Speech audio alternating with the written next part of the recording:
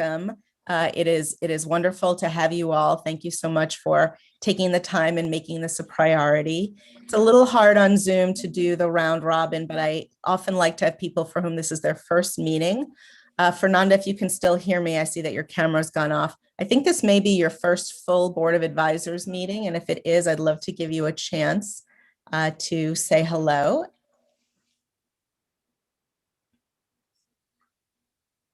She was having some technical difficulty before, so.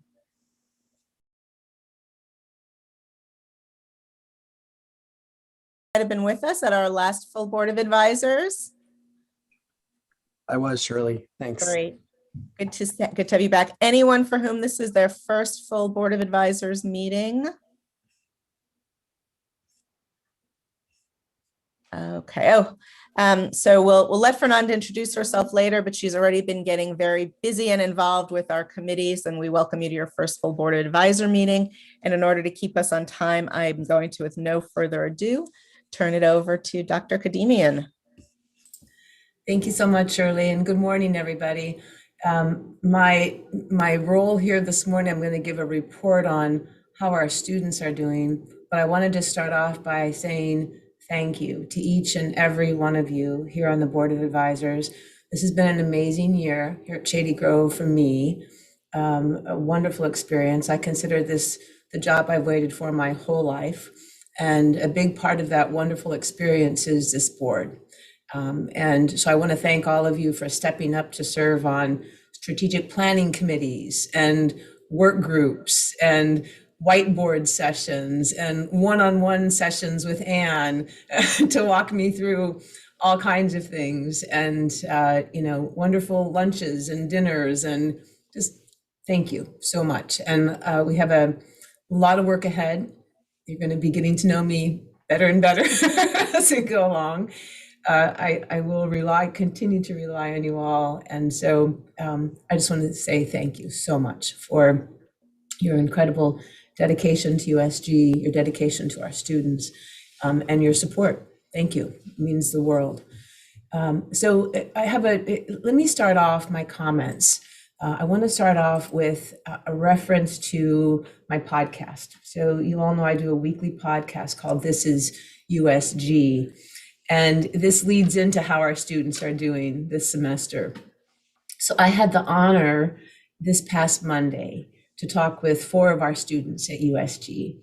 They took time away from studying for exams. This is a crucial time from their work, from their leadership roles on campus, from their families, from their hundreds of commitments. They took time out to talk with me.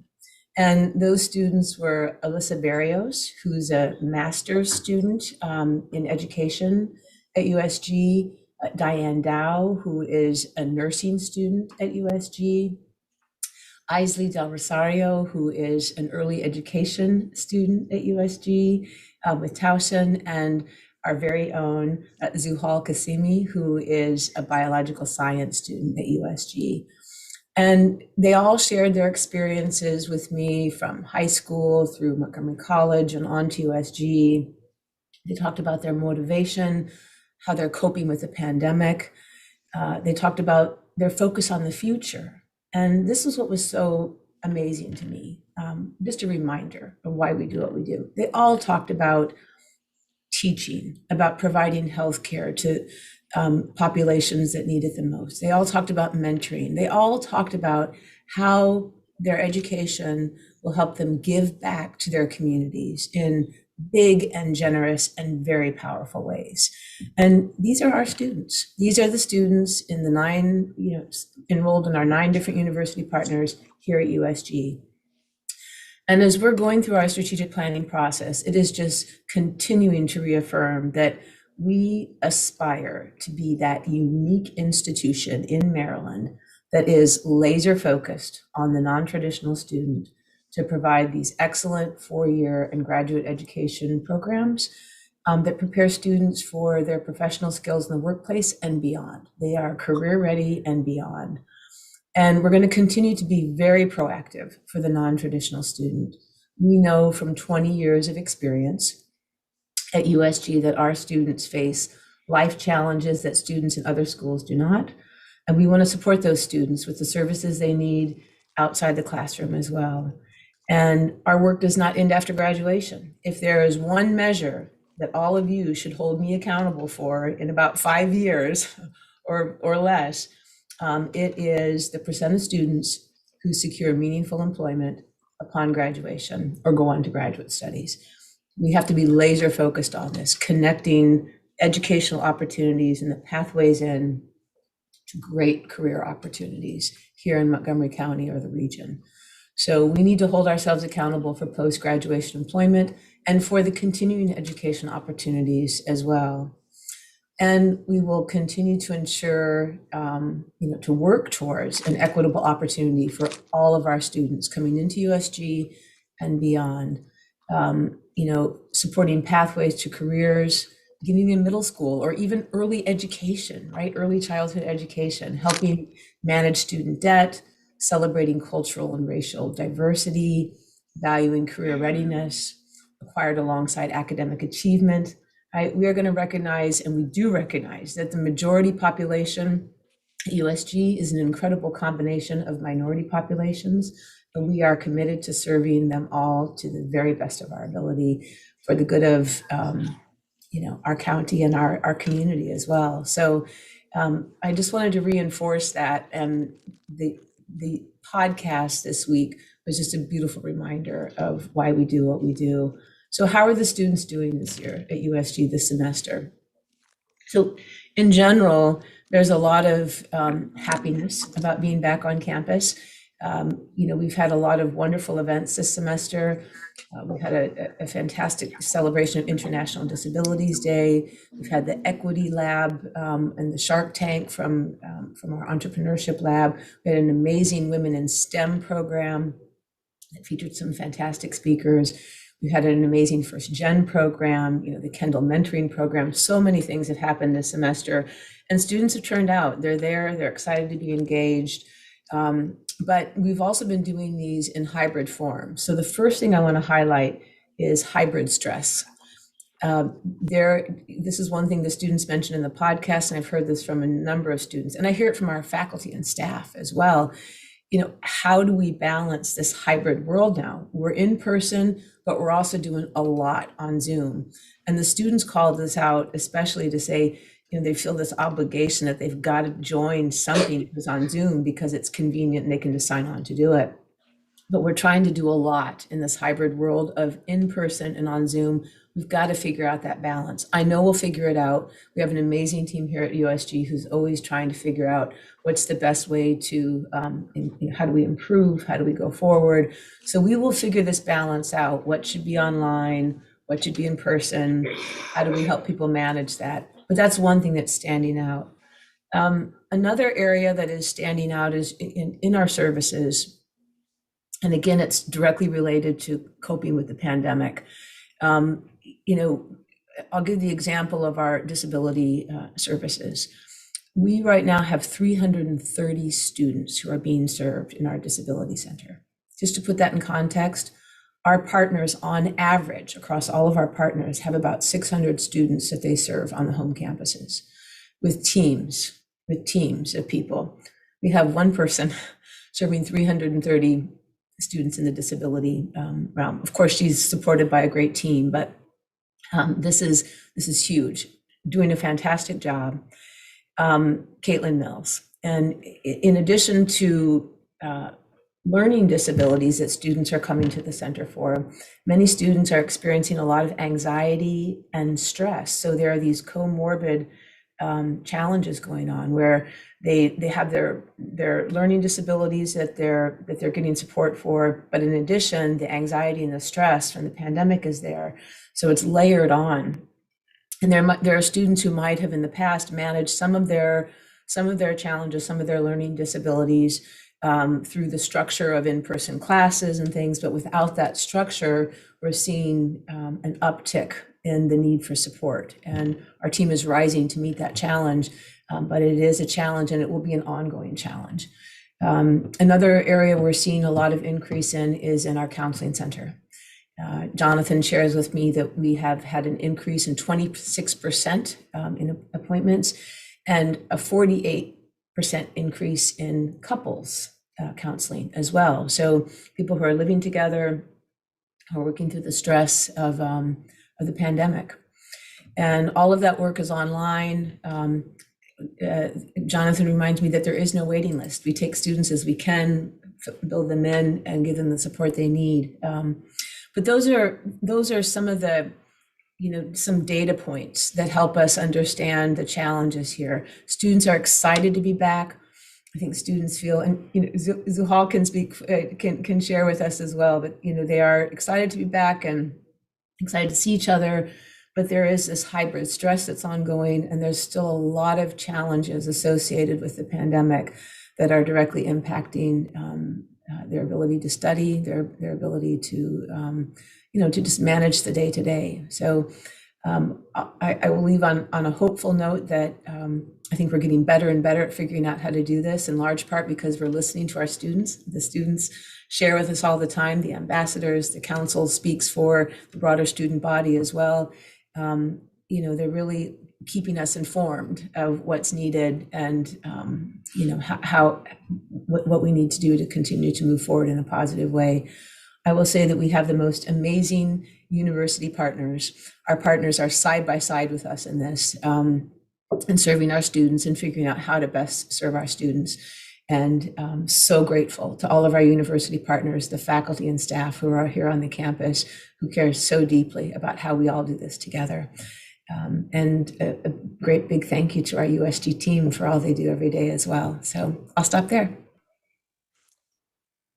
Thank you, Anne. Two things. I just want to acknowledge that we've been joined by Dr. Monifa McKnight. Welcome. And I think Dr. Dukes is also with us. So also our partners in getting our students here, wanted to give you a shout out.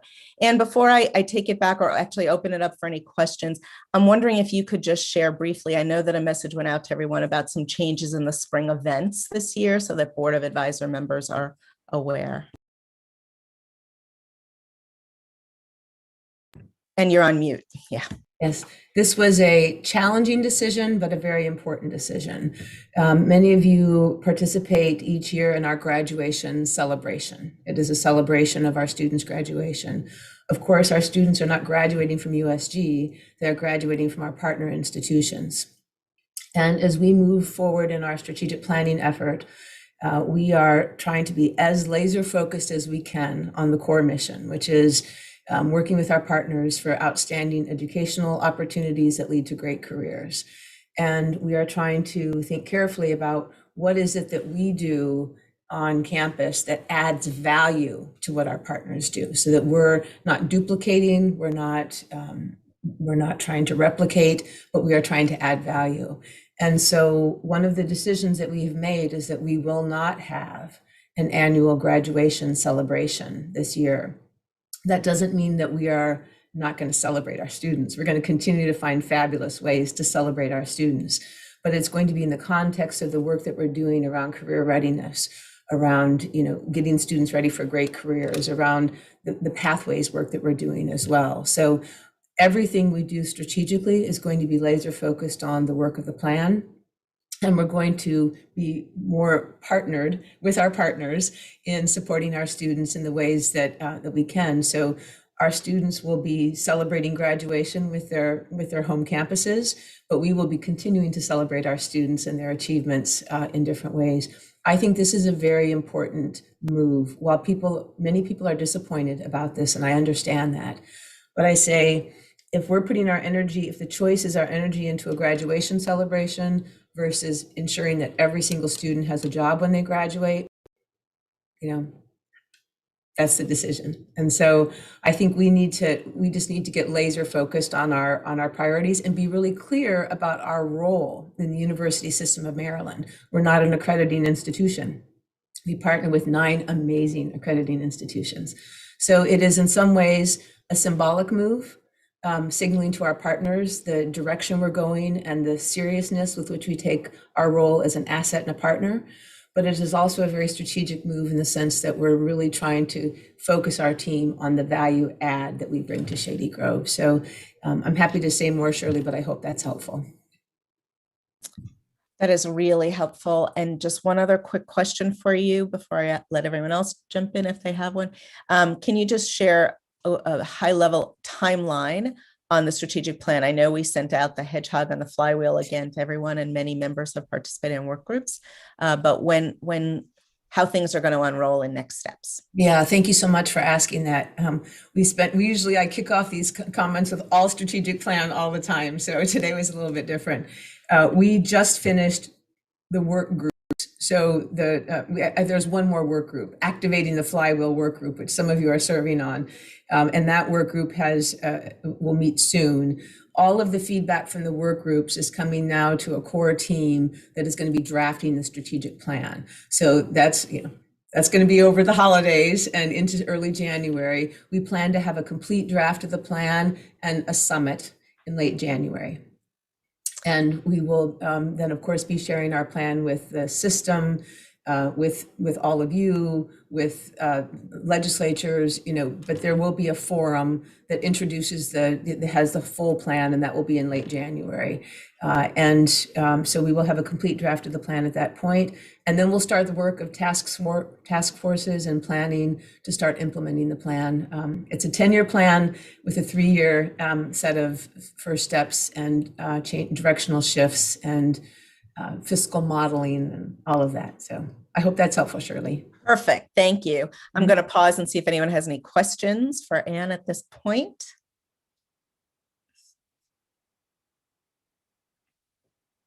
Great. Seeing none, I want to do 2 things before we move on to our Student Success Committee.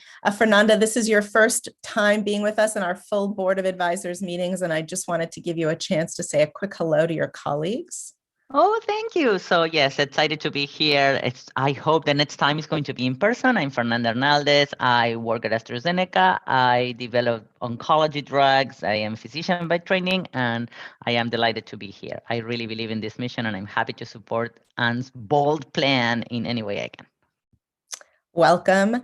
And Zuhal, we always love to give our students a minute. If you just want to say hello, or if you have any thoughts to share on anything that Anne said, I wanted to give you a chance. Thank you. Again, I'm very glad to be here. It's a pleasure to be part of Board of Advisors. As Dr. Kadimian said, we had the student podcast. We talked about some of our concerns and our excitement being back on campus.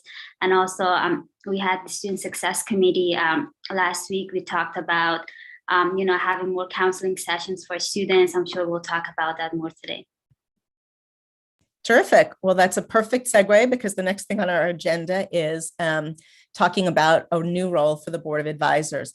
I just wanted to flag for everyone that what we're trying to do in today's meeting in particular is really think about how we as members of the Board of Advisors can show up and bring support to the key mission and the priorities that we've all been focusing on at a very high conceptual level in the strategic plan.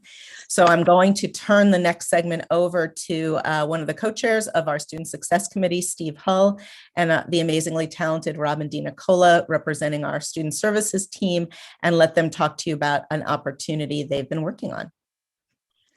Thanks, Shirley, and good morning, everyone. So as we've discussed in the past, we have a wonderful mentorship program for the Kendall Scholars. For those of you who haven't done that yet, become mentors. I hope you will. It is a great experience and an important experience for the students. But that is a small number of students we're reaching. And the Student Success Committee was focused on how do we provide opportunities. Some of the opportunities we do through the mentorship program to a much larger number of students. As you all know, many of our students don't have the resources either at home or otherwise to help them prepare some of the basics for looking for a job, interviewing, the resume, and contacts. And so we have come up with, the Student Success Committee has come up with a career consulting program, which we think will reach a much larger number of students. Again, not in the depth or the time of our mentorship program, but we think it will still accomplish a lot. We're excited about this, and we're about to implement it. And with that, I'm going to turn it over to Robin. Robin and her team, especially Julie Radar, have run with this idea, and have developed a program and about to implement a pilot, and we're very excited to get it going. Robin? Thank you, Steve, and good morning, everyone. I think I can share my screen.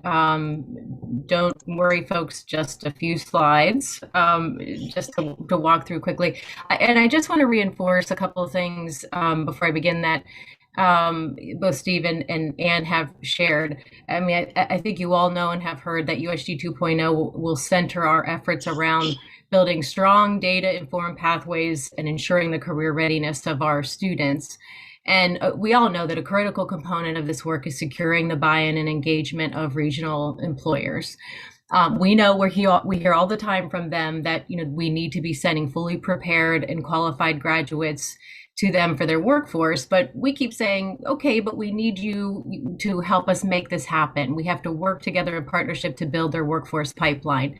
And we know from many data sources that the best way to help students to do this is to get them experiential learning while they're completing their studies. So internships, job shadowing, virtual micro internships, co-ops, there's a variety of ways to do it.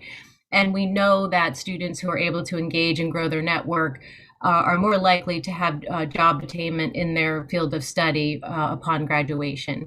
And so, as Steve indicated, that the particular type of employer engagement we want to talk about is this one-on-one networking / mentoring type opportunity that we're calling USG Connects. It's our board consulting program that we're very excited to launch in the spring of 2022. And this pilot emerged during the last academic year, and it was developed really out of an idea that came from Steve Hall, and it was developed, as he said, through our fabulous Career and Internship Services Center in collaboration with the Board Student Success Committee. And as Steve noted, and you'll note by our title, this is not your typical mentoring program that involves a longer commitment, typically a year for mentoring programs. And it was designed to give many more students an opportunity to make connections with employers. So it's a mix of, many institutions have professional directories.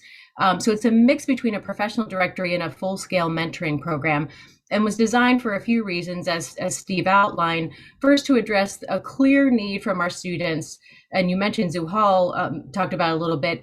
They really need access to career guidance and advice from professionals in their industry to help them develop the professional networks and contacts that they need from industry. And also, as Steve mentioned, this is not as easy as it seems. As somebody who has a daughter that, I've been looking for an internship for her, and I do this work on a daily basis. It was difficult for me to find an internship for her. And I also happen to be a first generation college student who knows from myself how difficult it was for me to identify an internship for myself. So these are the reasons that we know that we needed to do something to give many more students the opportunity for this kind of experience. So briefly, what is the program? So we're asking consultants who are willing to volunteer to work with students for 1 to 2 sessions on any of the following items that are based upon the student's needs. So a student may need help with career exploration, for example. And so maybe they would work with a consultant on informational interviews to explore careers in industry, or hear about consultants' past experiences, or learn about trends, et cetera. They'll need career guidance. So career guidance for a particular industry in terms of what are the pathway options, what are some job search strategies, help them identifying internship or job opportunities, maybe conducting a mock interview. And also critically, this network building piece. Students need help developing their professional networks by identifying, various professional organizations they can be a part of, or conferences, events, affinity groups, just introductions in general to other professionals in the industry as well. So these are the kind of things that we would be asking volunteers to do.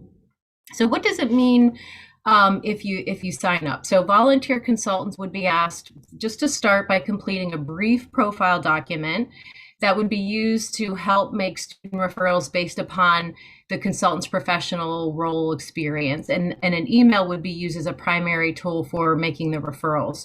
All consultants would be required to participate in a 1-hour virtual Zoom orientation or training session before starting the program. Our goal, we're striving to get a minimum of 25 consultants and a minimum of 50 participants. So we hope that we'll get more for this pilot semester. And consultants, we're starting with you all on our board, but maybe, and we encourage you to hopefully refer to other regional professionals in your network.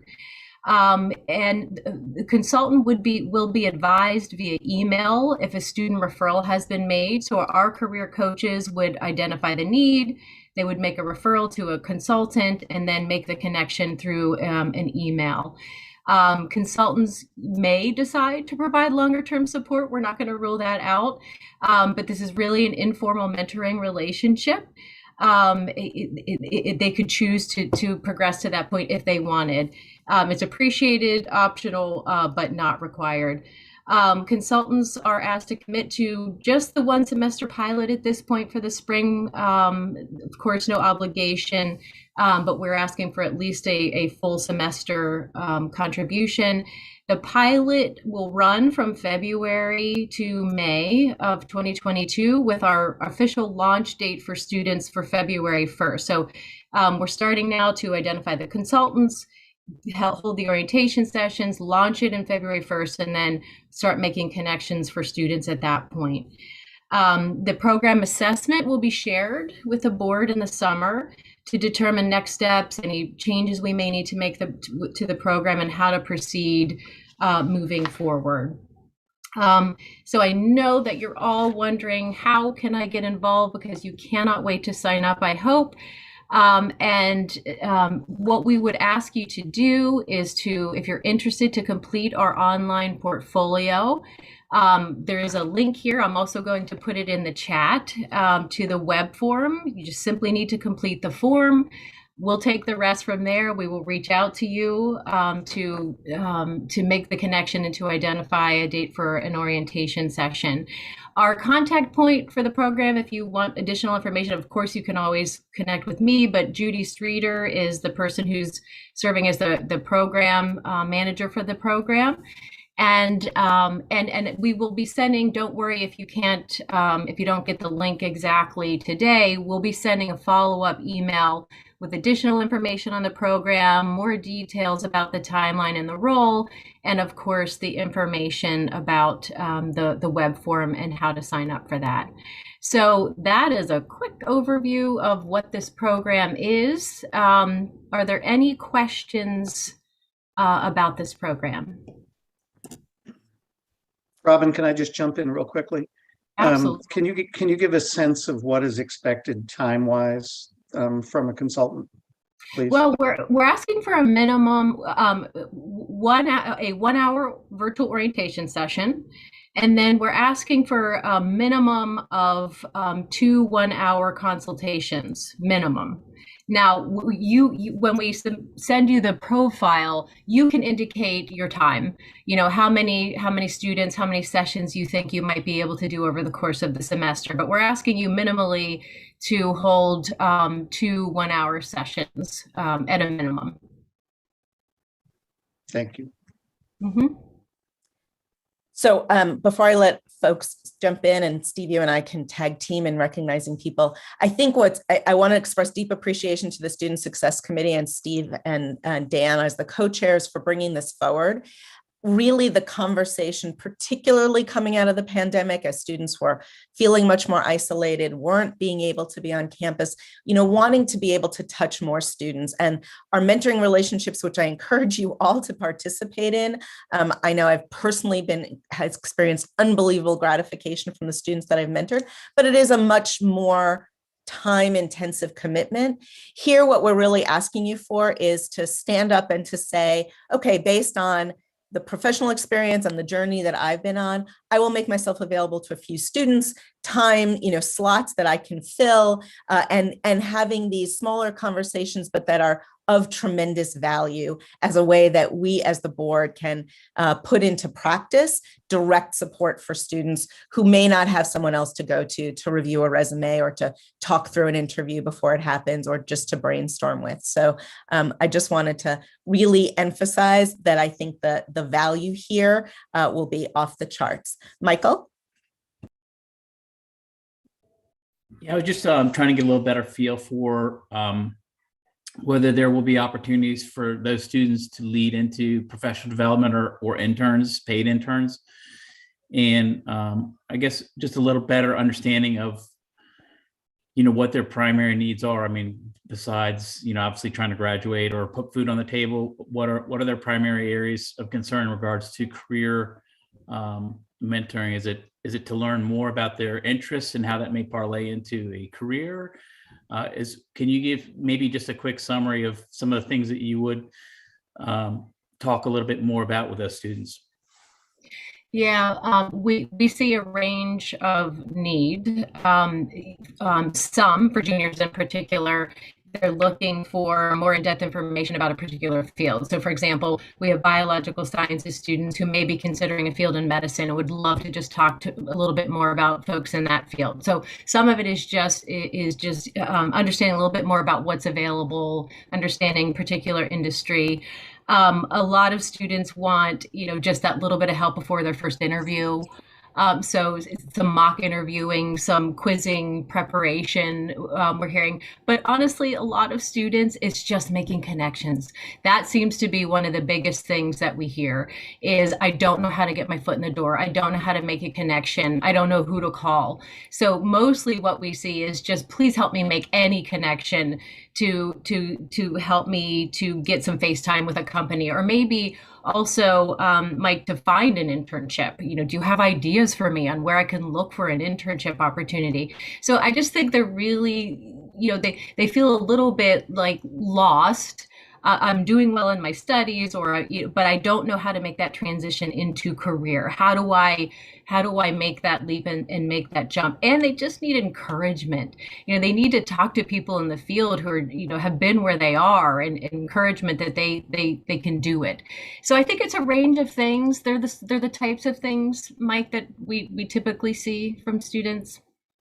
Zuhal, I mean, you could weigh in also. I know that you've talked about a need to have more student engagement in this area also.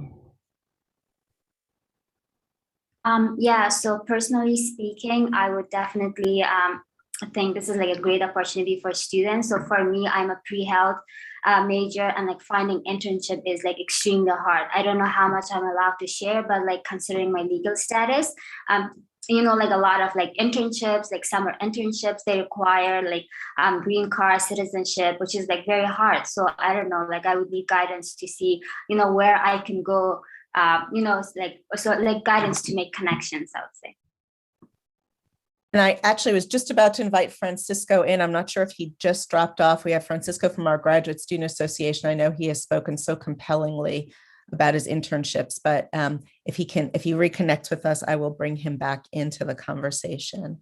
Can I just jump in again? I think one other aspect is informational interviews, arranging for you talking to the students, but also arranging for them to potentially meet with other people in their field. I think those informational interviews are absolutely critical. I also think this program will be great, especially for relatively new members of the board, because anyone who's joined the board over the last 2 years, unfortunately, has not had many or any opportunities to interact with our students, which is usually under normal times one of the great joys of being on this board. And I think this will give you an opportunity to get to know some students, even if it's just for a few hours with each student. Which is a really compelling experience. Dr. McKnight. Thank you so much. What an awesome program. I am super excited about the opportunities to be able to support students. I had 2 questions.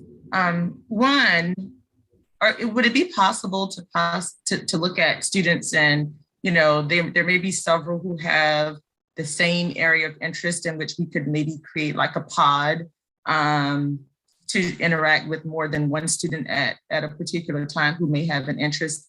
And then I also thought that this could be an opportunity to create maybe internships that don't currently exist that may very well align to student interest. And I know, and of course, I'm speaking on behalf of MCPS, but there are so many other professions. And now we definitely need teachers and counselors all the time, but there are other professions that exist within the school system that could very well be an opportunity to expose our students to those areas. So is there an opportunity for us to also talk about creation of some of those internships that may align very well to the interest that you see in the students in the program? Yeah, absolutely, Dr. McKnight. Two great thoughts. I think we are going to learn from this as much as we hoped for the students to gain from the experience. And we will. That's a data point that we'll track in this pilot. Is what are the needs? What are we seeing? What are the areas that students are needing support in? What kinds of internships do they need? We've talked to students who are saying, we really need you to meet us where we are and be more flexible. We need more micro internships. We need more virtual internships. So I'd love to hear. And absolutely, I think there's an opportunity to learn from students. And I just to emphasize your point about the pod idea, which I think is a great idea. We've been experimenting a bit in our Career Center with group sessions for just this reason, because we think there's a lot of synergy in this, this time of pandemic. Students have lost opportunities to make connections. So anywhere we can find an opportunity for students to come together to talk about a particular industry or what they're thinking, brainstorm, bounce ideas off of each other, we want to try to do it. And we found that there is some interest in the group session. So I love your idea of this maybe evolving into some kind of a pod, activity around this consulting program. So thank you. Great points. So I want to just pause to invite Francisco to jump into the conversation. Francisco is our graduate student representative.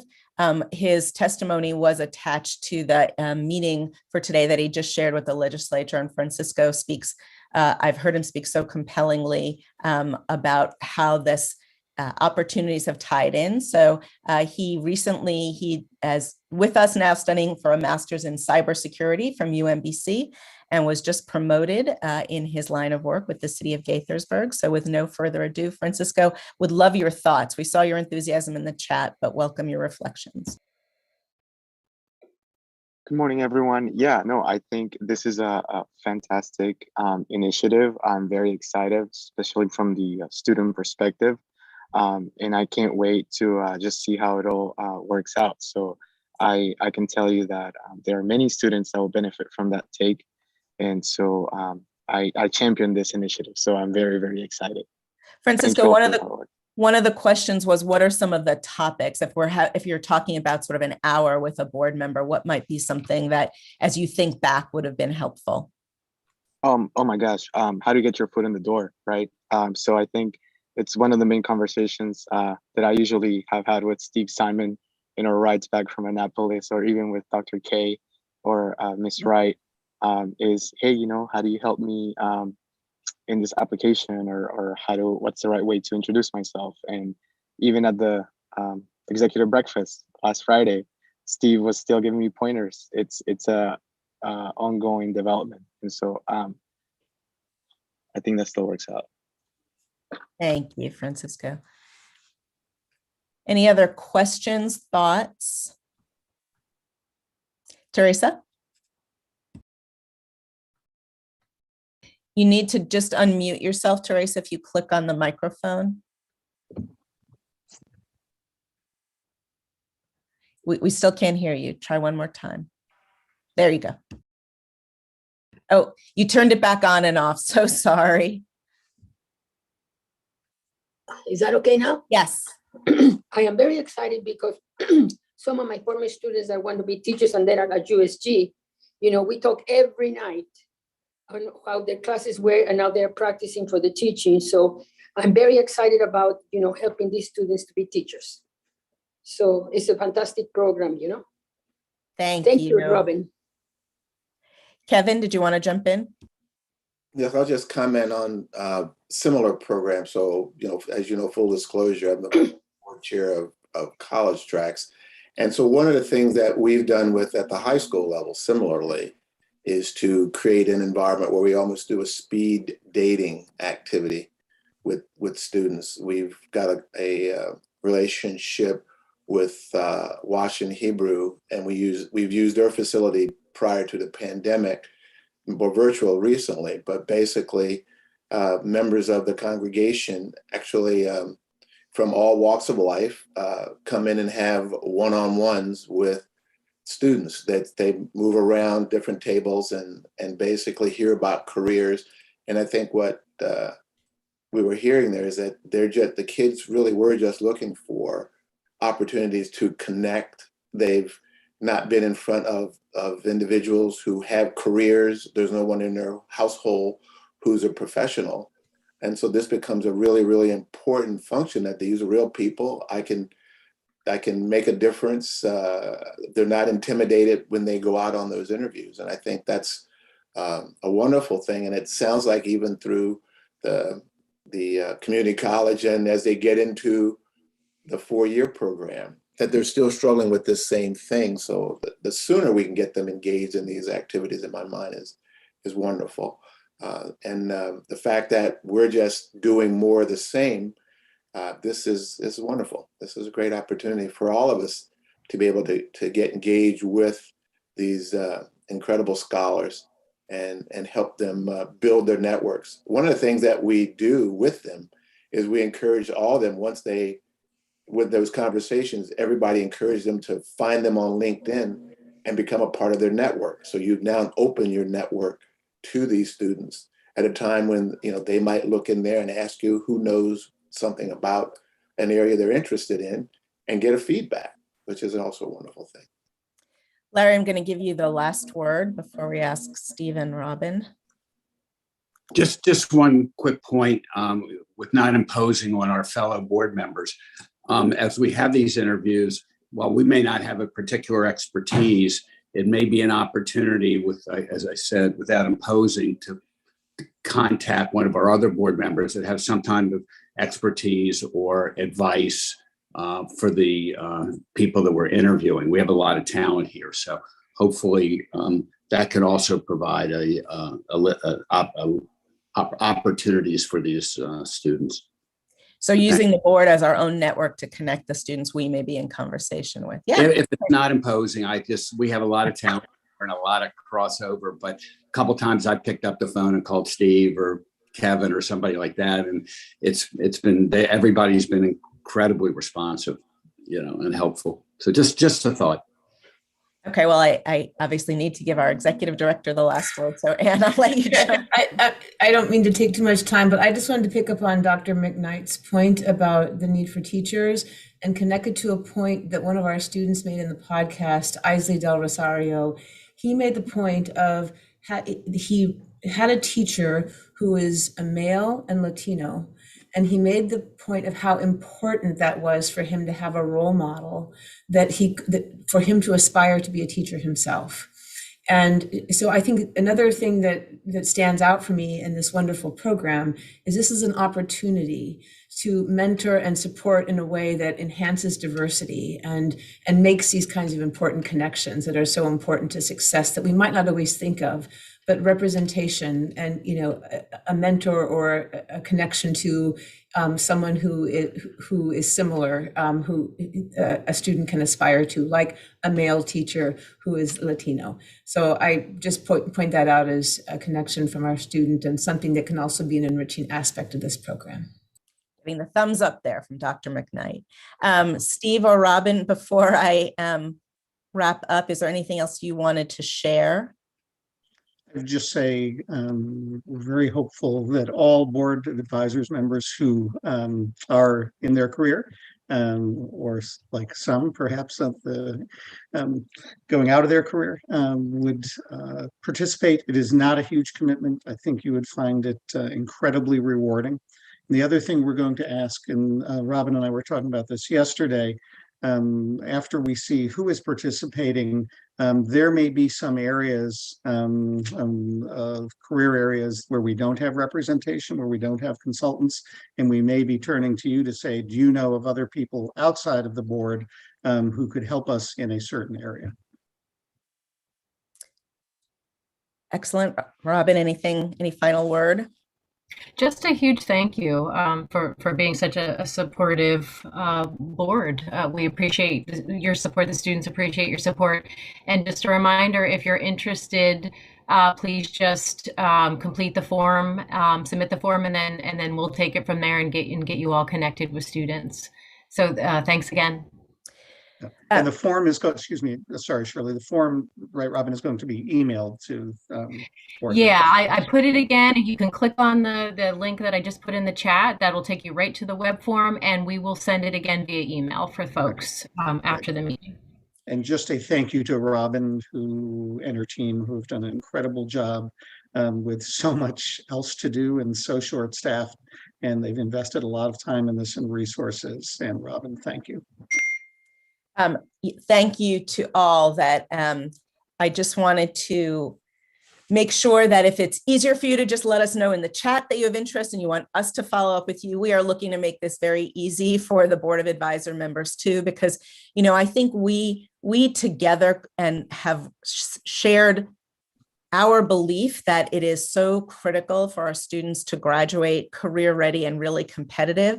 And sometimes just that opportunity to have a quick conversation, as others were framing it, just, I'm walking into an interview, can you tell me how to present myself? Or can you just do a quick look at my resume for this position that I'm applying for? I don't even know who to talk to. Can you help point me in the right direction?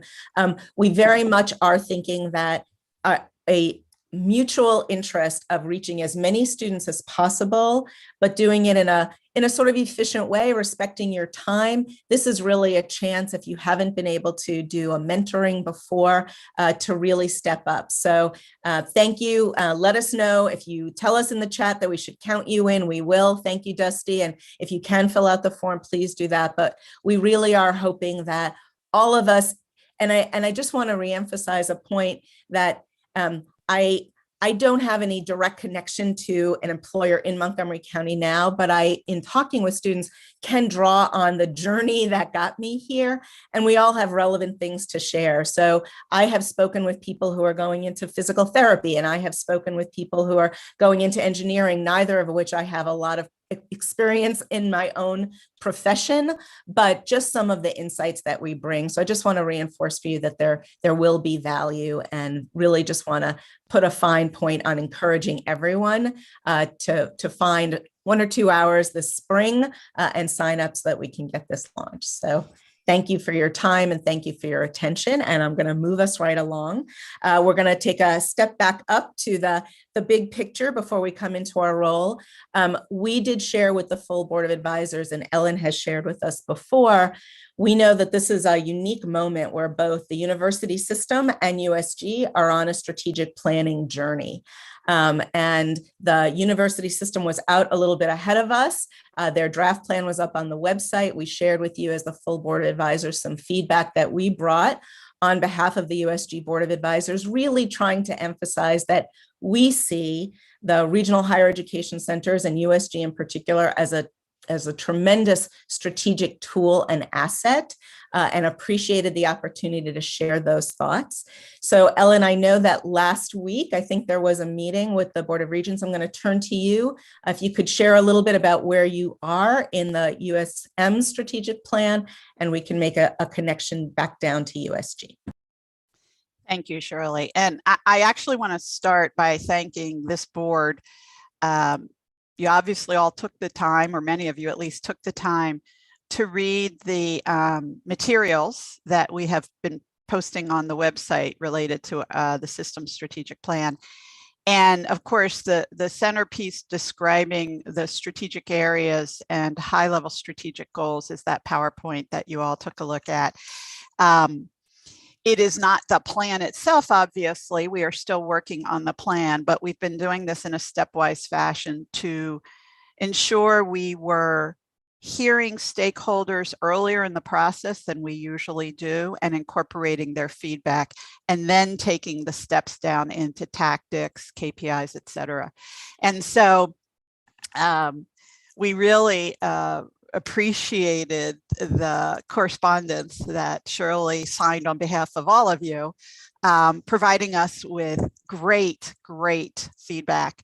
What we've done with that is we are incorporating it into the where it fits into the high level goals, but we're also keeping it as part of how do we incorporate it into the tactics as we work with Anne and her colleagues. And when I say her colleagues, I mean not just the USG colleagues, but her colleagues at the other 2 regional centers in the system. So we've also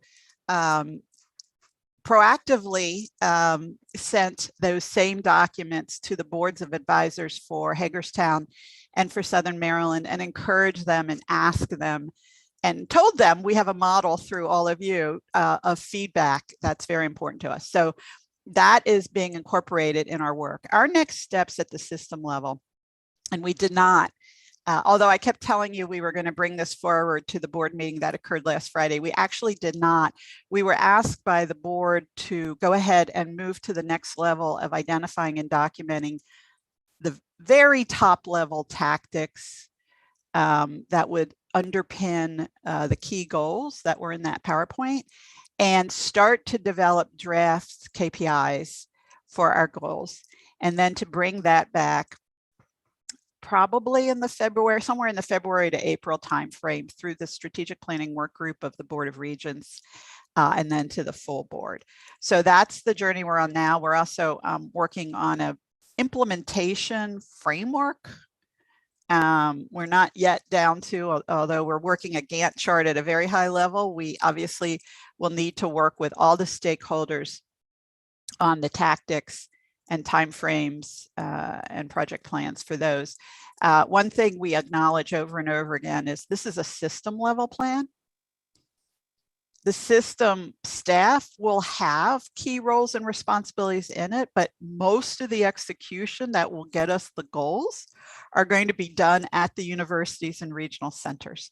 So as we move into starting to talk about tactics and KPIs, we will intensify our interaction with our key contacts at the regional center, Anne and her staff in this case, as well as throughout the system, to gather from each university and regional center the tactics that they feel work for them to support whichever goals they see themselves in. And along with those tactics, we'll be asking for timeframes, resource needs, and how do we measure success. But again, I want to close with, I know Joe and I spoke with the chancellor when we received the correspondence, and our first reaction was gratitude that people had taken the time to actually read it, and based on the feedback, to put some real thought into the feedback. So we're really appreciative of that. That might sound trite, but we recognize with all that everyone has to do, we've been asking for feedback from stakeholders across the state for almost a year now. And we really appreciate it when we get it back. So thank you. Thank you, Ellen. Before I open it up for any questions, I want to just remind Board of Advisors that the final letter was attached to the materials that you received for today in case you want to go through it. At a very high level, some of the system articulated goals around reducing competition between institutions, being more learner-centered, really focusing in on some of the career connections. We really articulated, as you saw in the letter, on behalf of us as members of the Board of Advisors, that we really see USG already modeling some of these things, and a lot of the work that we're doing, it creates an opportunity to invest in and build on USG and the other RHECs as strategic assets for the system, what better place to look at breaking down some of the competition between institutions than USG, where we already have 9 partners under an umbrella. The work that Anne is leading in terms of thinking about picking pathways rather than picking an institution really lends itself to some of that. So those were a few of the things that we really highlighted. And I will say to you, as my colleagues on the board, also really urging the system to think about their investment in USG and the RHECs, because it's going to take that sustained investment for USG to reach our goals as 2.0. And they are definitely supportive of, and I think reinforcing and well aligned with where the system is. So let me open it if any other board members have any questions for Ellen or thoughts or feedback.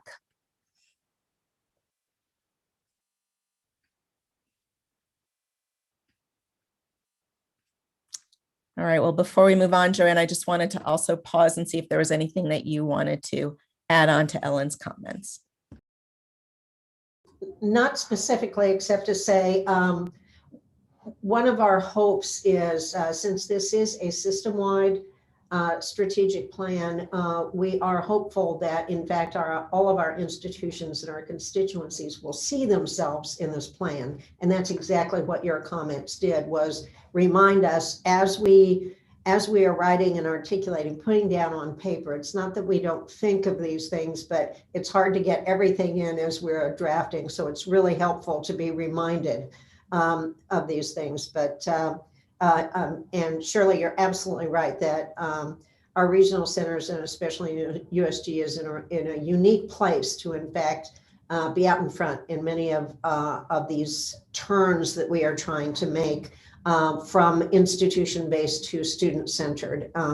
And so we're just really appreciative. So thank you. Thank you. It is always good to know, we all have experienced this, that when you take the time to provide feedback, that someone's actually really reading it. So we also are thankful that you guys are looking at it. Appreciate that you've shared it with the other RHECs, and stand ready to engage in conversation at any time if we can be of help in turning that into a reality. And I'll give kudos to Anne.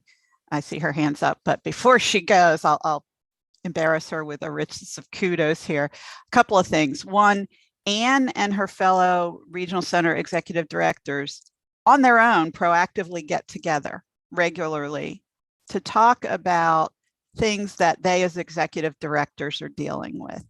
And Anne was the person behind that idea, I believe, Anne and Eileen Abel down at Southern Maryland. Secondly, I know Anne said earlier that when the USG strategic plan draft is completed, she'll share it with the system. But you all need to know that she has seconded any number of people at the system office and throughout the system to be on these work groups. So we feel like there's a really great partnership going on. And it is a unique opportunity, since we're both at both levels, we're working on strategic plans. So I just want to thank Anne for being such a great partner. Terrific. Anne, jump in. Thank you, Ellen. That's very kind. And I was going to say the same, that it's been a pleasure working closely with the system on this. And, we're very excited to see some of the things that are highlighted in the system plan, because we're dedicated to those transitions, and really excited and grateful for the platform we've been given and the opportunity to collaborate on this. So thank you. I think we can do some, as an asset of the system, we are excited to do great things with the system, with our partners. So thank you so much. Terrific. So obviously, this will be a conversation to be continued as the USG plan rolls out and as the USM plan moves forward, but appreciate the opportunity to offer the feedback and to stay engaged in the important role that USG and the other RHECs can play. So I'm going to bring us back then full circle on our agenda, picking up on the theme of how we as the Board of Advisors can provide support to reach the goals that are being articulated and evolving in the strategic plan. We've talked about the direct work with students, but the other part of the career readiness and the making sure that our students are competitive and have experiential opportunities all throughout relies on our ability to engage with the employer community, with industry, with those who can bring and work with us to create those opportunities for our students. We have talked over time as a board about various ways in which we want to try to use our networks and our time on the board to help build those connections. And we thought what we could try to do today collectively is to get down a little bit to brass tacks and really ask us to have a conversation together about where might we have connections in our own networks and how might we use them. So I'm going to ask, we've got a quick questionnaire that we're going to put in the chat that I'm hoping that everybody can just click on, and we're going to do this together in real time because it's only going to take a minute, but the information will be tremendously valuable. And it is a form that we'll talk about. We're asking you to first just think about in your role as citizens of the Montgomery County community and the larger region, where you already interact with a business organization, a business institution, an employer-based professional association, and share that information with us. And then I'd like to take a minute to brainstorm collectively as the board about what are some things we think would be useful for them to understand about what we do here at USG, for them to be able to step up and to make a commitment to offer experiences to our students. So I'm going to just pause for a second. I don't know, I'm going to ask whether Jeff or Mary can help by dropping the form into the chat for us. Oh, there we go. Thank you. So this is just a Google Doc that I'm hoping you'll click on. The first question, I think, as I indicated, is just for you to fill out for us organizations that you may be affiliated with that focus on anything that you think might be able to offer a career experience, a professional association, a local economic development association, a chamber group, where you might participate. That would be useful for us to understand as we think about the network that we bring to serving our students. And then I'm wondering if you could, participate with me in just for a few minutes in a conversation about what do we think we would say to them, to employers, to our colleagues in our professional and business industries about what USG does, what questions we think people might have. We've talked about some of the challenges, but I'd like to sort of capture some of that so that we can be strategic in thinking about our outreach. As Anne mentioned earlier, when the plan is fully developed at the end of January, we are going to go out into the community and be talking about it. That's going to be an opportunity to touch various employers and industry and talk again about USG, and would love to just get your thoughts on what are some things we really need to emphasize? What are some questions you think need to be answered up front? You better than anyone understand the mission. So let me pause and let people jump in. Teresa, please start us off. Just turn on your microphone.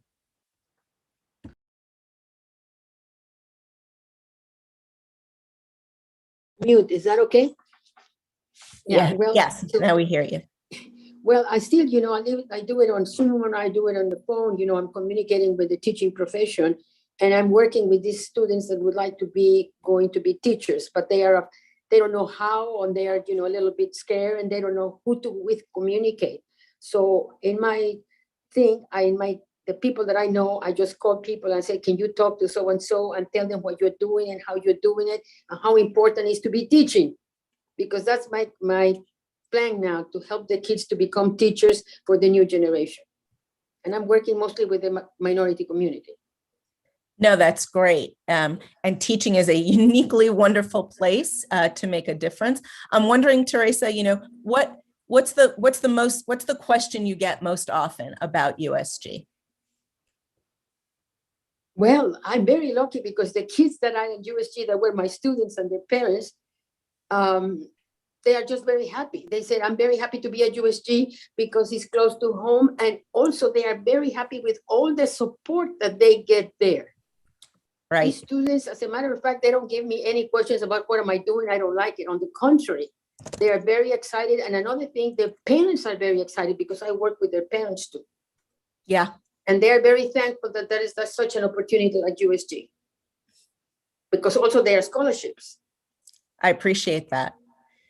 I'm going to ask other board members to jump in, conversations that you've been in where you've tried to explain to someone, I'm on the board of advisors at USG, and you get a question.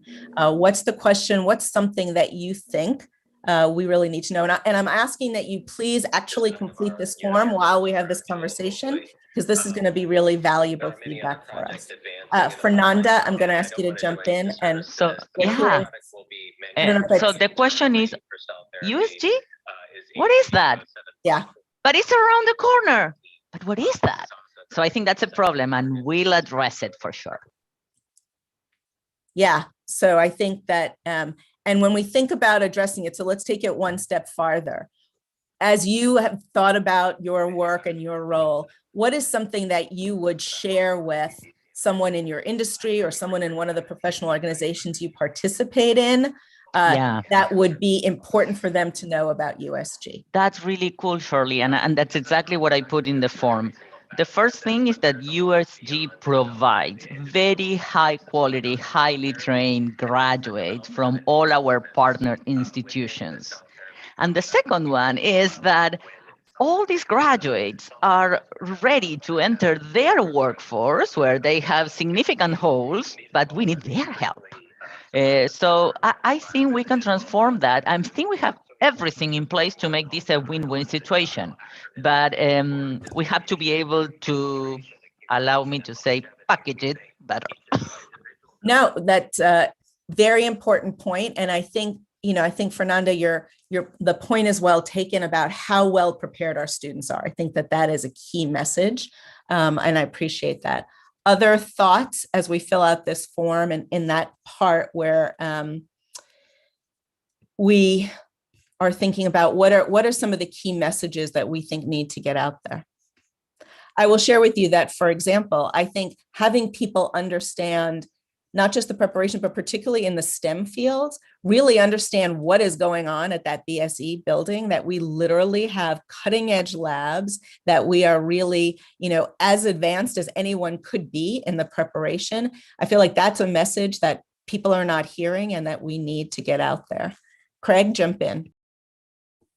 So since I have Dr. McKnight, my esteemed leader from Montgomery County Public Schools on the line, I'll just say that again, many of our schools and our guidance counselors that are in our schools aren't familiar with all of the offerings. They may be familiar with USG, but not familiar with all of the offerings that USG provides. And so I saw an idea that came in the chat of first-year teachers.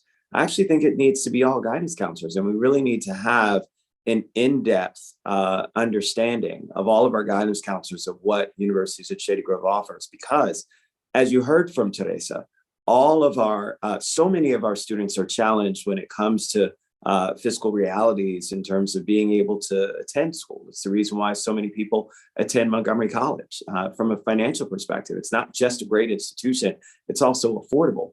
And so from that standpoint, understanding that they can continue to matriculate their education at, post-secondary institution like Universities at Shady Grove, that then will offer you that bachelor's degree as well, and get you connected directly to the workforce, right? That's the important piece of this as well. And selling that to students so that they see that pathway that's there, that's incredibly important. So I really think that that's a big step for us. That's what I put in the chat. And we just need to insist that this happens. I think that, again, now that we're virtual, it doesn't require, what used to be a challenge before of trying to get all the guidance counselors to come to USG for a meeting, to sit down with everybody, was next to impossible, right? But now with virtual Zoom, we can actually take a half an hour and take the time out to just say, these are all the things. If you have additional questions, if you need to know more information, please let us know. But these are the offerings that we have. We want you to make sure you share them with your students. So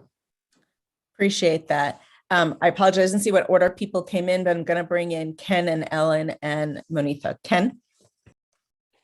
Thanks, Shirley. I just wanted to, being a relative neophyte here and focus on the biomedical industry, reinforce, but even stand on the shoulders of what you were saying about the tools that are available on campus. But in my experience, just in those last few months, even more fundamental things through the lens of some of my colleagues in the space, understanding how many students there are in the degree programs that relate to the biomedical sciences, as well as those on-campus experiences. I think they're getting a better understanding for what the pool of talent is, both the size, the scope, and the experiences, is really just a fundamental brand understanding that I think needs to come forward. So, thank you. Appreciate that. Ellen? Well, Ken just mentioned a word that I was going to start with, brand. And we know, those of us who have been in marketing, that brand is the end result of a lot of work. I think when we try to describe what Shady Grove is and does, we use a lot of words. And we're also challenged by the fact that there are things that sound like what USG is, but aren't, that people have in their heads, right? There's 2-year colleges, 4-year colleges. If we had that tagline, that branding message, that, and I've heard it today, I've heard it in previous meetings, you know, hire a graduate that's come out of USG because not only do they have the credentials, they are work ready. And then go from there, because I know I get lost in all the trying to describe what USG is. And we all know from a marketing perspective, you've got to leave people with those 2 or 3 snappy things that they can remember. And that takes a lot of work, right? That's the apex of a bunch of work that is going on right now. And I think what Anne is doing in terms of changing the strategic direction in this direction will result in that. But for me, having something where I could say in a very snappy way, you know, the 30-second elevator speech that some of us know well, right. Would be extraordinarily helpful no matter who I was talking to. Right. I appreciate that, building on, you know, where Ken was, you know, what exactly do they know? How many of them are there and they are work ready and competitive? I appreciate that. Manifa, allow me to move to first names, let you jump into this conversation. Absolutely. So I want to thank Councilman Rice and Kevin Beverly for the excellent ideas. And yes, we should do both. It should never be one or the other. We need to equip the staff to have the information that they need so that it can be communicated to the students and their families so that they don't come into these opportunities worrying about things that they shouldn't have to worry about, which are, am I going to be successful in this program? Am I going to be able to get the support and mentorship that's meaningful to me? Am I going to gain debt by getting into a program? Is there another option for me? And so they have to know all of that information to be able to communicate with the students and the families.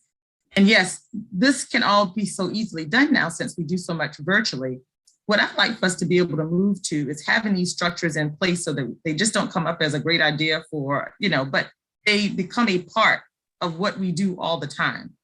And I think that will put us in the place of not always trying to solve this problem, but we'll have those structures in place that will address this whole idea of who is USG, how it can be helpful to our students, and also help solve the labor issue that we have. And I do believe that career pathways, our CTE programs, are the way to get there, solving the problem of the future. So yes, we should and can do this. I think we need to convene a small group of people, and I can get on email and do this right now and try to determine who the appropriate contacts are so that they can come together and this can be a part of what we do for those interested in becoming first, you know, new teachers, those going into our particular programs, because our students will want to hear from the people who are doing it right now, you know, so that they can feel like they're getting very good intel and information about what's happening. So yes, send an email. Let's identify the people. Today's conversation really is about action, and I very much appreciate that. And there's a unique lens around teaching, but I want to very much ask everyone to keep that form open. I know from having filled it out that you need to put something in each area. So we've talked a little bit about what are some of the things that you want to share, but the last thing on it is also really asking everyone here to take one concrete step in the remainder of this academic year, and whether that's inviting a few other board members to come speak, sort of brown bag lunch at your place of work, or bringing someone else onto the campus to see USG and to see there it is, and this is what the BSE building looks like, and this is what the talent pool is, or any other idea that you have. And the purpose of that is not to create a one-off, but to bring in other individuals, employers, organizations into exactly what Monifa was talking about, an infrastructure where we sign them up and they say, okay, we're connected to USG, and every year we will, whatever it is, bring in a few students, come and speak, host a career event, come and do on-campus hiring. To build that infrastructure, we need to solidify some of these connections, and we can use our networks to do that. So I'm asking you to really think about one thing that you will do. I want to share, Larry Walker had to jump off, but our board of advisors, our board engagement committee, one of the things they're going to do this year that they haven't done before is they're actually going to host a lunch at the BSE for some prospective board members and be very targeted about people who they think would have interest if they knew more about USG and could help expand our networks. And they're going to do that as a first step rather than just relying on, who do we know to come in, just really bringing people to see and taste and smell and feel it before they sign up. So that's an example of one thing that they are doing. And I really do mean for you to fill in that form today, because by us collecting that, it helps us really think about how we're going to build that infrastructure. So as you're typing, any other thoughts, comments, suggestions from folks? Yeah, I have a thought. It's not a new thought, but I want to put it out there following on the comment about a brand. I think we are trying to target specific categories of people who need to know about the school for whatever reason. But I feel like we're a little bit in a political campaign introducing a new political candidate, even if we're not new. And most people I know who are in my life don't know what USG is. And I think we have to think about how to do a broad political operation, I put that in quotes, to have more people just know what USG is. Just to know that it exists, because it's hard to go to somebody in the hospitality industry or any of 50 other industries and say, let me tell you about the amazing students or the amazing experience at USG or the BSE, when it's like, I don't even know this place is around. And so I don't know whether, there's a cost to this, but I think it's worth thinking about sort of what I would call political cover as to what is, if our name recognition in the county is 4%, I made that up. Can we get it to 60% among people across the county who all, for various reasons, really need to know about this place? So my numbers are less specific. I do know that it's a project, an important one, but I think it's hard to go to people and have nuanced and focused conversations when they don't even know the institution exists. So I think we should put some focus into how we would do that and whether we have the capacity and how we would generate the capacity and where the dollars would come from. But at least I wanted to put that out there. Totally appreciate that. And I'm going to piggyback on that to say what you could put in your concrete action is within your own network, because I want to make sure that the perfect is not the enemy of the good. I very much am focused on everybody doing at least one concrete thing this spring to help build the circle. And obviously we're collecting all this information because it's going to be packaged more thoughtfully, and Kaiser asked about, and with metrics and accountability as part of our strategic plan rollout. But I really wanted to see how we as the board of advisors can show up and take one step. Michael and Ken, I saw that you had your hands up and you don't. I just want to pause. If there's something you wanted to say, I didn't want to miss you. I guess just my thought is, this has been, for people that have been on this board or involved with this board, this has been the same discussion we've had for a long time. And, what I try and start and stop with is the students. and if it's an adult that's kind of involved in the community and is aware, is confused by this, imagine the students. And so my whole thing is that it shouldn't be a difficult process. We shouldn't have 835 articulation agreements. We should have one dual enrolled process that students understand coming out of school will give them a pathway, a real pathway from Montgomery College into USG.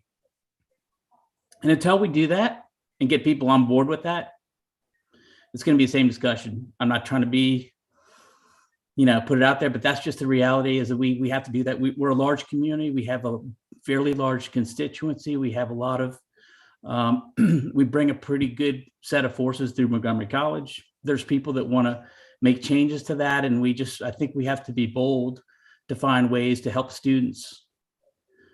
That's really what it comes down to, is how do we help these students get to a process early where they understand what this means and how it will impact them. And that's my 2 cents.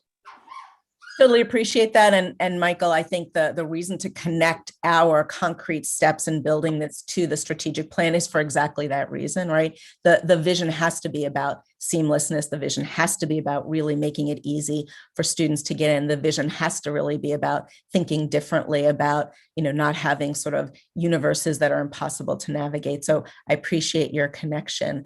Before I go to Ann and Kevin, Ken, did you have any thought you wanted to add? I thought Andy and Michael made great points, and I wish to yield my time to Ann and Kevin. Terrific. Although we are going to ask you, Ken, we'd love to come in and maybe meet some of the folks at your place of work. So think about that. Ann and then Kevin. Just quickly building on Dr. McKnight's point about infrastructure. Absolutely, that's got to be the key. And to build on Michael's last point, we have to build that infrastructure from the perspective of the student. Right now, we do a lot of things to help students navigate complex hurdles and gaps and rope ladders and burning houses. And, we help them navigate this path instead of building something that is like a slide for the students, right? We have to think about this through the student perspective and how we build this infrastructure. So more awareness. The other point I'll make is that to build that infrastructure, we need resources. We need resources to do that. And right now we're working hard on trying to figure out how MCPS and Montgomery College and USG can work more closely at the intersections to build that kind of collaboration.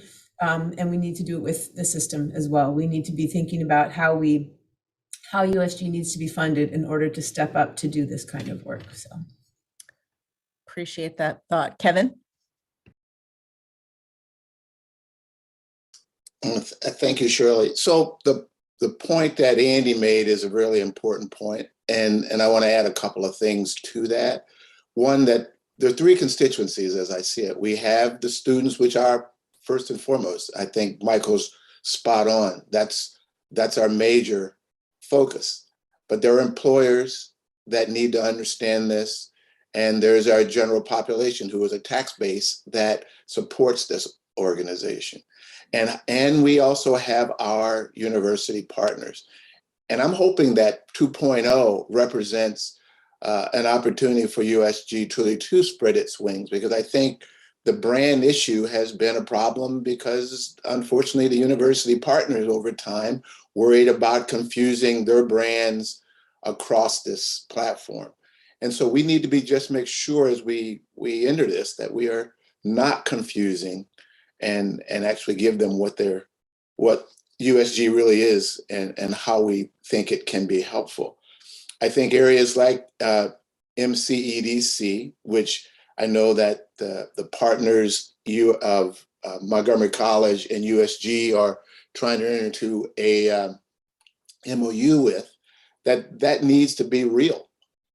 It should not be platitudes. It shouldn't be transactional. It should be real things that each of these organizations can count on the others to actually follow through on and do. And I think part of that is that when new organizations, companies that have decided to make USG their home, this ought to be a landing place, one of the first landing places that they get introduced to to understand what value it offers to all of those new organizations that come into the county. And I think Leadership Montgomery ought to have this on their list of tour stops. They go through all sorts of parts of our county without actually ever showing up at USG and recognizing that this is a very important part of what this county is trying to achieve. So I think we have to think about this outside of this box that we oftentimes find ourselves in. So I'll stop there. Great suggestion. Who's going to reach out to Leadership Montgomery? Who's got the strongest? This is Mary, Shirley, and Kevin. They are coming this year, actually. So we already have that on the books. So thanks. Excellent. Thought of, executed. See, this is an incredibly efficient meeting. Teresa, please jump back in. Shirley, may I just say, yes, they'll be there in January. So the January Leadership Montgomery meeting will be at USG. So they're ready. Excellent. Teresa, you had your hand up? Okay, you just need to click on the microphone one more time so we can hear you. Okay, ready? Yes. No, it turned off again. See if you can hit the one that's the picture. Go ahead. Okay, I just want to thank Robin and her ambassadors, and they still coming here to Asbury and their parents, because you see the parents of the ambassadors are very important. And with Maria, I have it on Zoom talking to our kids in the high school about USG. There you go. Okay, I'm going to pause for 1 minute to let you go to your form and fill in one thing that you'll be able to do in this spring semester, and then hit submit. The form, we will then collect it. So I will pause and ask you to please do that. And we've talked today about there are a lot of ways that could be quite meaningful. And then we will move on to the last part of our agenda. Just give me the thumbs up when you're done so I'll know.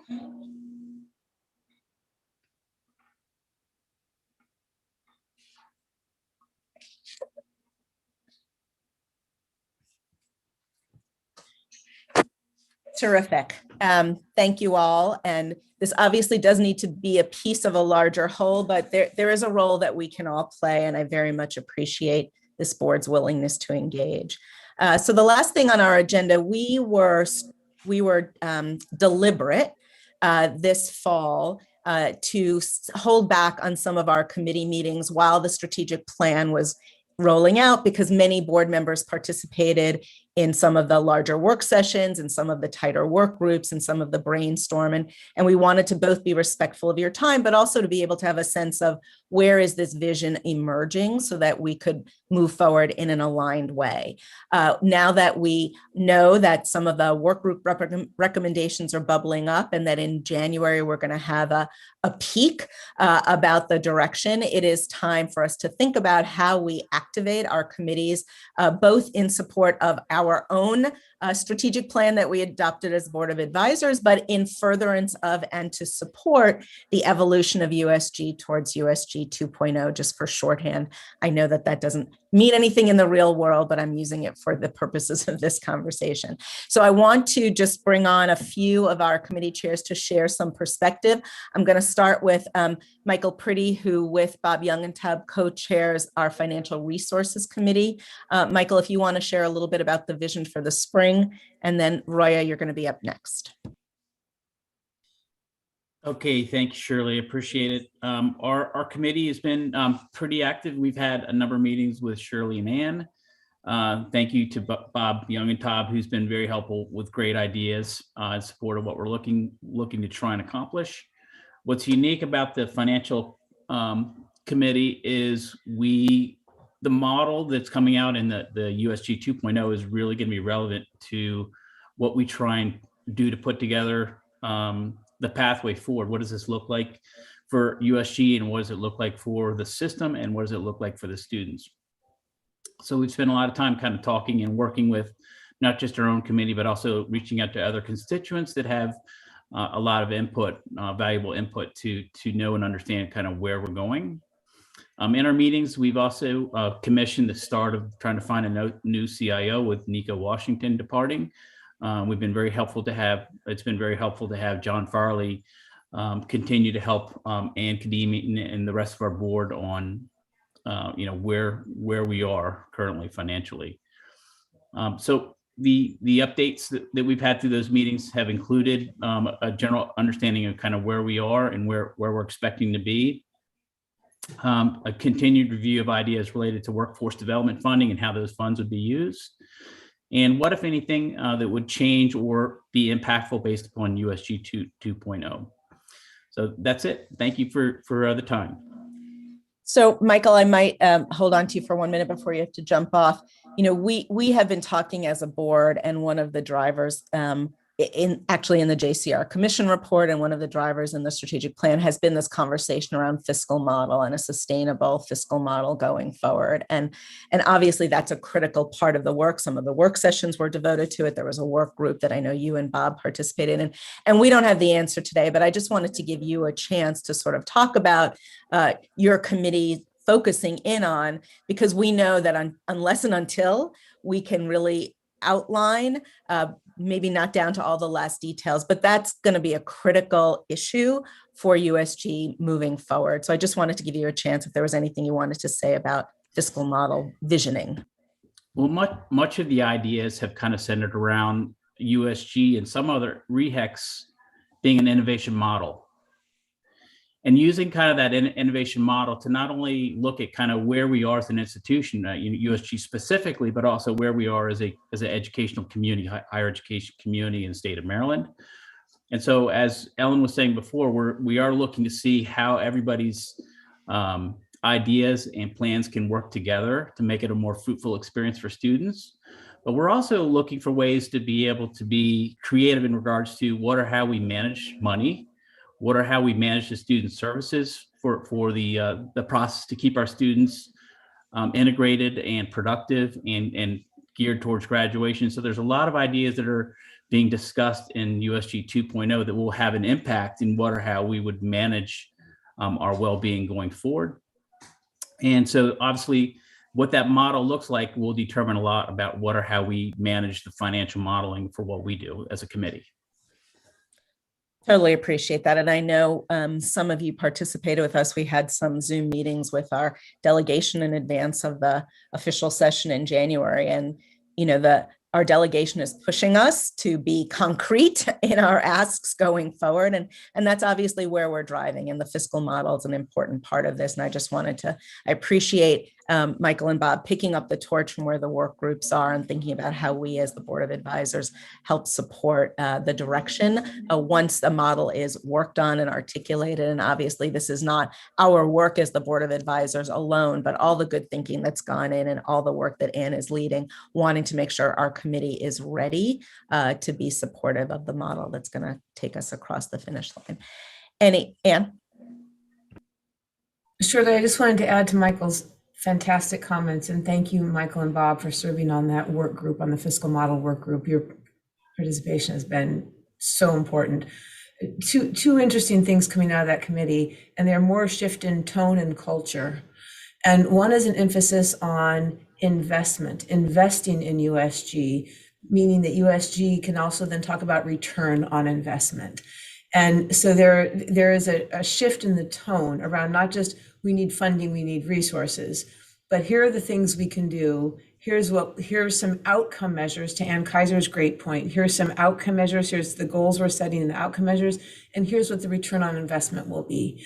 And so a big shift in that fiscal model work is towards focusing on outcomes and outcome-driven, a data-informed approach, outcome-driven, and investing in return on investment. So I just want to point that out as something that I think is a major shift in how we're thinking about the fiscal model. Very much appreciate that.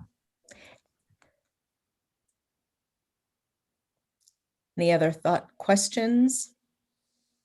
All right, I'm going to invite Roya to jump back in. You will recall that at our last full Board of Advisors meeting, we talked a little bit about our role as the Board of Advisors serving as conveners. And we promised you that we'd put some thinking into bringing that back. And I'm thrilled to say that Roya is leading an ad hoc effort to help us get that off the ground. And we'll turn to her to share. Thank you very much, Shirley. So we are very excited, very grateful to have the opportunity in the coming months to inaugurate an annual thought leadership symposium. We talked about this previously as really a mechanism to actualize the conversations we've had over many years now in terms of positioning USG as a convener in the community. Thank you, Fernanda. So we are working on this symposium and setting the objective wherein we bring stakeholders from academia, government, and industry to convene on the USG campus and specifically at the BSE to consider challenges in higher ed workforce prep and take action to promote solutions for the benefit of local and regional economic development through activities like career pathways.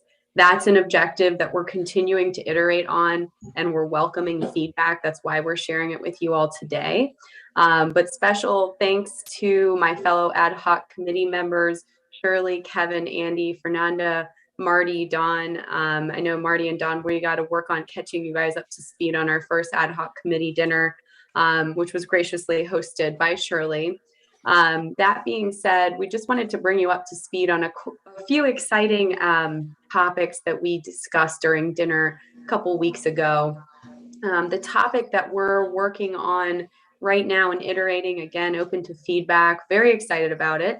It is attracting more women and people of color to the sciences. We want to be mindful that this is an annual event and that we want to bring topics that are relevant and folks are passionate about in current times and current days, and conversations that we can take action on after the symposium. This isn't just going to be a moment in time and a conversation that we have for the sake of having a conversation. It's going to be something that we start as an annual action plan so that the next symposium we can present on what we've accomplished. Right now, we're envisioning a half-day event, a little bit more about what we're thinking here.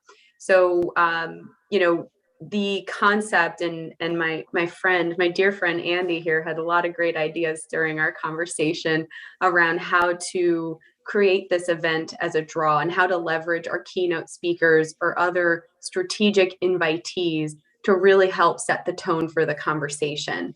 And some of that drawing on the crucial theme of commitment to equity and excellence in the sciences. So, I mean, as you can imagine, we were really all very passionate about some areas to facilitate conversation and provoking thought leadership in the event. We have some concepts around panels. We have some concepts around roundtable conversations in terms of how we will organize the participants. But just food for thought in terms of sharing and transparency. Some of the panels we have in mind right now, number one, equity stumbling blocks. What are the barriers there that we, as a convener can help address? And by we, I mean the collective we who's attending the symposium, not just USG. Number two, academic achievement, making the sciences more accessible.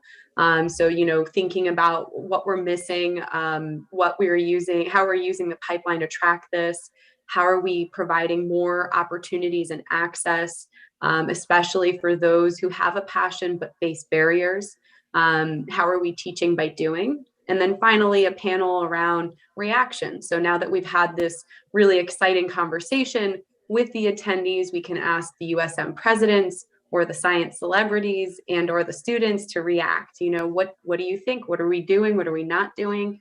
And what actions can we take? And so finally, I'll walk this out here. And if my fellow committee members or Shirley want to add, please do. We have very specific ideas around speakers. If you all have ideas, please send them to me. We would love to add them to the list here and continue iterating so we can start to generate our invitee list, our keynote speakers, et cetera.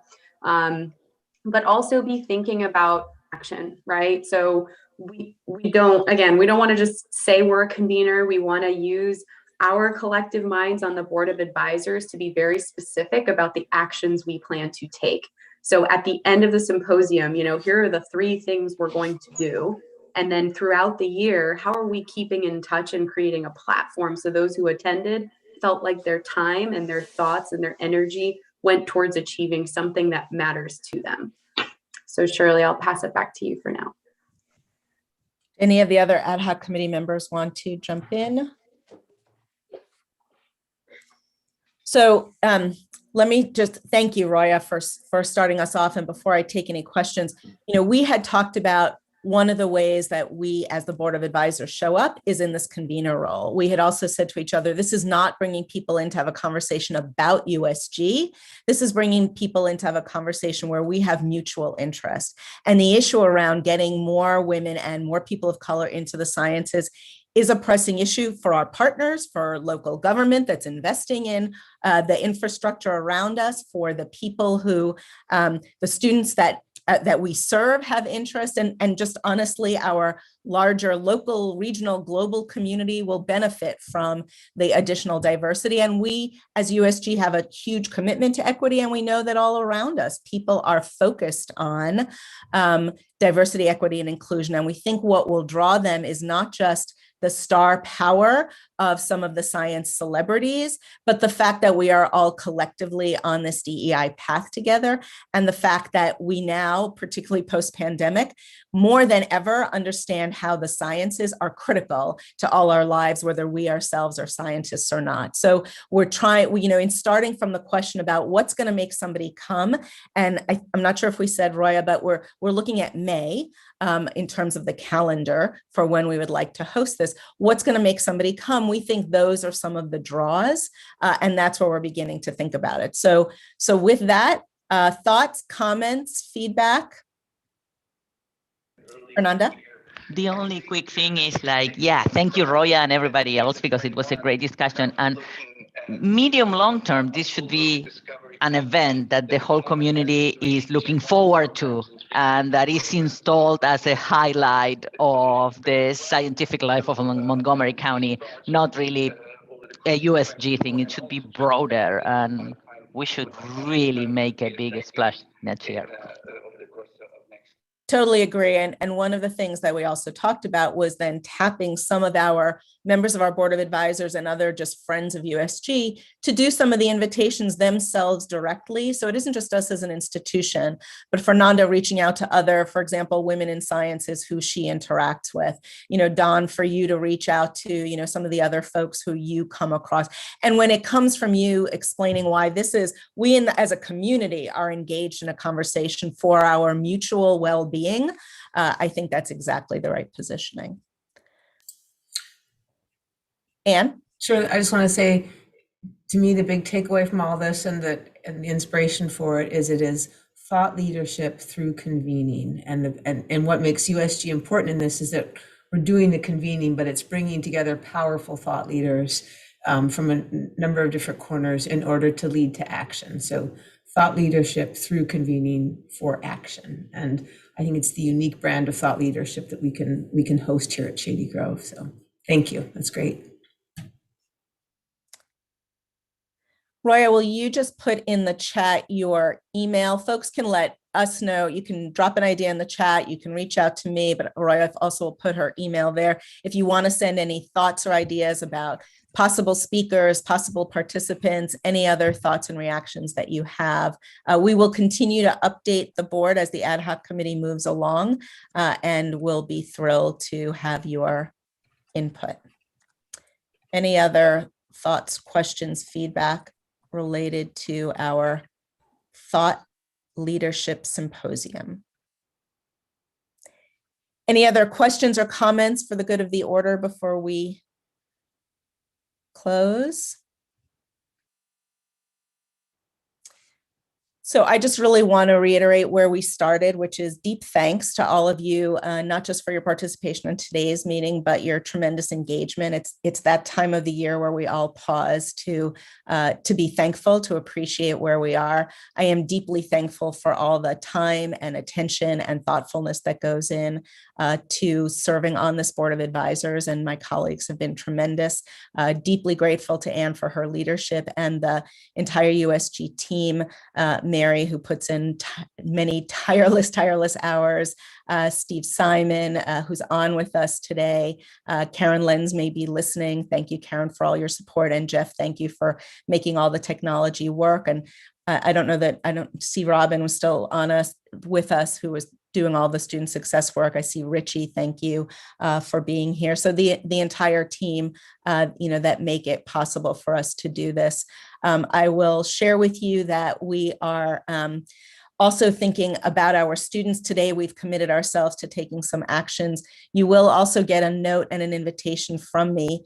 It is the time of year where we're also very mindful of the financial circumstances that our students find themselves in. And last year we were very focused on our emergency assistance program in the pandemic. This year, where we're seeing tremendous need, is honestly just in the financial aid to stay on track with their education. So I'm going to share a note with you later today that just tells you some ways, if you are so inclined, that you can help support making sure that we keep our students able to get across the finish line. So with that note, in gratitude, wishing you all very happy holidays, a very happy new year, and fingers crossed that we will be in person together in 2022. Thanks, everyone. Stay safe, everyone. Happy holidays.